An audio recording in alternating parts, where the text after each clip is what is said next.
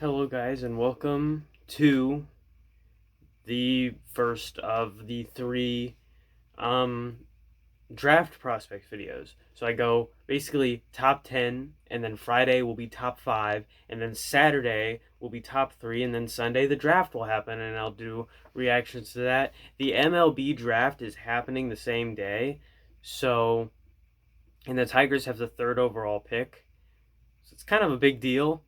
I don't know what times they're at, but there's going to be both the Tigers and Pacers initial reactions. But for the MLB draft, I'm only going to do like the first 10 rounds. There's a lot of rounds in the MLB draft for those of you who don't know. So I'm not going to be able to cover all of them, obviously. But yeah. So I had 12 prospects to start out, and also the next 10 that I list off are not in order of how good they are, because then that you could just easily tell, what top 5 and top 3 are going to be. So um, the worst ranked prospect, which it was still out of 12 guys that I scouted, so it's not like I'm saying that I would hate if this person was drafted. Like, all these are people that I would be fine with the Pacers drafting. It's just some I like more than others. The last one is Isaiah Jackson, a 6'10 power forward out of Kentucky, who averaged 8 points per game, 0.8 steals, 2.6 blocks, 0.7 assists, 6 rebounds, shot 70% from the free throw line, 0% from 3, and 54% from the field. So his pros was he was aggressive, he had great defense, he finishes with contact, and he can rebound. His cons were he can't pass, he can't shoot, and he can get into foul trouble. And while he does have a very good wingspan, his wingspan is only 2 inches shorter than Miles Turner's. I still have concerns about his defense transitioning well to the NBA due to his size. So he's the 12th ranked prospect. And then my 11th ranked prospect might surprise some people, and that is Keon Johnson, 6'5 guard out of Tennessee. I'm not going to list off their stats. I already did that in a video before, and that gets really generic. I'll show a picture of their stats. I just now remembered that. But his pros, he can finish inside. He has a good mid-range jumper. He uses his both right and left hand equally. He has okay perimeter defense, good athleticism, and can finish with contact. His cons, no three-point scoring ability. He can have spurts of inconsistency everywhere. Not great ball movement. And is most of the time reliant on other players drawing the defense away from him. So he can't really create his own shot. So now we go to these guys. And once we get to the top 5, I start doing player comparisons, like their floor and their ceiling. So first up is a guy that we remember, these aren't in order from worst to best or best to worst. But the first one we have starting off is probably number 1 on a lot of guys' boards, and that is Moses Moody, a 6'6 guard out of Arkansas, and it's pretty easy to tell why. He has a nose for the ball, he can rebound well, he can score anywhere, and can do it consistently. His defense is okay, and he has lots of potential, and is possibly the most NBA-ready player in this draft. His cons, his rebounding may take a hit in the NBA, and his ball movement does need improving. But other than that, he's really, really good. Next up, we have Alpert Sengun, power forward out of Turkey, 6'10". His pros, he has good defense, he can finish with contact, he is efficient, he can rebound, he's got okay passing, and a good vertical.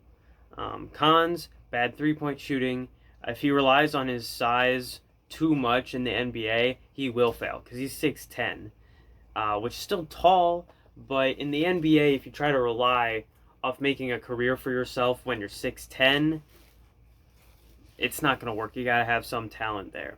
But I mean, his stats are really good, so he has to have some type of talent. And the European game is much more physical than the NBA, so you've got to have some type of talent to put up the numbers he's putting up in Turkey. It's just whether or not it is first-round talent. Next up, we have Tre Mann, a guard out of Florida. His pros, his jump shot is very fundamental and fluid. It looks good. He's got good ball handling. He can find an open man, good court vision. He can rebound. He has a nose for the ball. Nose for the ball is a term that I like to use for a guy that can just get to a ball, whether it is rebounding it, stealing it, rebounding it, stealing it, just getting the ball back for his team. He can do it very well. He's efficient, and he can score anywhere, and he's got okay defense. It needs a bit of improving, but it's okay. It's not a con. It is definitely a pro. And I mean, he put up 80, 40, and 40. Pretty efficient. Cons, he doesn't have much of a left hand, and he could improve on his shot contest. I get he's a guard, but he's going to be defending other guards that like to drive at least one point or another. And, the 3-point on the perimeter, you still want to try to contest the shot, so he needs to work on doing that. Next, we have Franz Wagner, another guy that is decently high on a lot of guys' boards. A 6'9 guard out of Michigan. That's a bit why. A 6'9 guard. Usually, if you're like above 6'8 and you're playing guard, catches a lot of guys' eyes and draws comparisons to Ben Simmons a lot. Pros, he can hit jumpers with or without contention. He's consistent. He's got solid defense, okay rebounding, and okay passing. His cons, he can't finish with contact, not athletic, and his ball handling looks very clunky. I mean, for a guy his size, it's not that bad, but when you're playing guard, if you have clunky ball handling, and I get if he got drafted by the Pacers, you wouldn't have to worry about TJ McConnell. But guys like TJ McConnell, like a Patrick Beverly or Jimmy Butler, if they're defending you, they're going to take advantage of it and they're going to get 10 steals off of you. So it can be a real liability if your ball handling is clunky and predictable and just easy to take advantage of. And it might be a product of his size, but he just has to learn to get better at it. Josh Giddey, a 6'8 guard out of Australia. This guy is probably drawing the most comparisons to Ben Simmons in this draft. So, but me personally, I want a guy, I mean, I wouldn't be opposed to getting Josh Giddey, but I want a guy who can shoot threes and do it consistently, and Josh Giddey has a bit of trouble doing that. I mean, in the clutch, he's automatic. In the clutch, he's really good. But I want us to draft a guy who can hit threes consistently, because Malcolm Brogdon, for example, a guy who is really inconsistent with his threes, it killed us. In important games against good teams, he would miss important shots and just miss normal 3-point shots. And it would hurt us, and we would lose the game. So, pros, he's got good vision and ball movement. He can rebound. He's got good defense. He can finish. His jump shot has potential. It is a bit messed up. I do explain what is messed up about it in the cons. I just checked. So yeah, but it can be easily fixed. Trust me. He's clutch. He's a Ben Simmons type point guard with a good vertical too. Look at some of his dunks. He gets some pretty good hang time. Cons, not much of a left hand. The reason his jump shot is off is because his elbow on his shooting arm sticks out too much. Very easy to fix, just tuck it in. Go from this to this. And if he is coachable and willing to make that change, then we're good. But if he's like a Markelle Fultz, where if you try to change it, it messes up. Well, Markelle Fultz was a bit of injuries, but there are guys who try to change their jump shots, and it makes it even worse. If he's one of those guys, it's not possible to fix it. It just depends. This is where I'm kind of at a disadvantage, because I don't get to talk with these players, so I don't know how coachable they are or what their personality and stuff is like.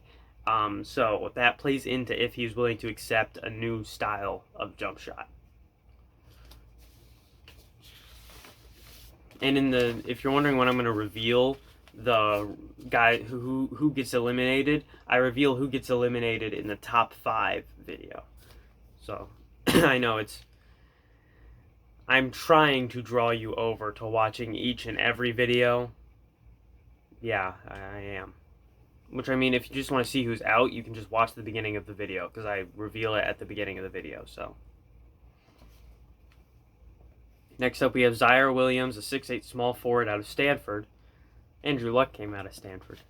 I don't know why that was random, but Andrew Luck, he's really good. Or he was really good. Pros, he can get flaming hot. Like, when he gets hot, he's making jump shots everywhere. There's nobody that's going to stop him. His jump shot has potential. Another one of those guys where it's broken, but it can be fixed depending on how coachable he is. He's very athletic. He can rebound, and his defense shows potential. He has good potential to be a very good defender one day. Should have brought a freaking drink with me. My throat's really dry. His guide hand covers part of the ball, causing it to be off. That we're in the cons. The reason his jump shot is broken is because his guide hand is way too strong and it covers part of the ball. Can be fixed. That one's actually probably easier to fix. That's more easy to fix than the elbow sticking out. At least in my experience, it's easier to fix. Maybe for him it would be more difficult. I don't know. It depends on the player. So yeah. Next up, we have Jalen Johnson, a 6'9 small forward out of Duke. Pros, he is athletic. He's got good vision. He can finish and shoot well. He can get into passing lanes. He can rebound well. Paul George type of play, and can play as an undersized power forward. So in like a small ball lineup, he could be power forward, like Brandon Ingram type guy. And he can finish with some contact. Cons, bad free throw shooter, mid-range shot could improve, and perimeter defense could improve. Oh wait, no, yeah.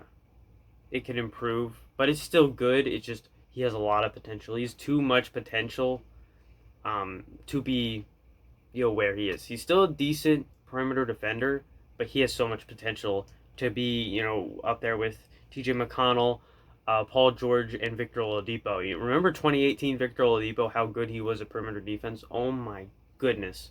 That's so good.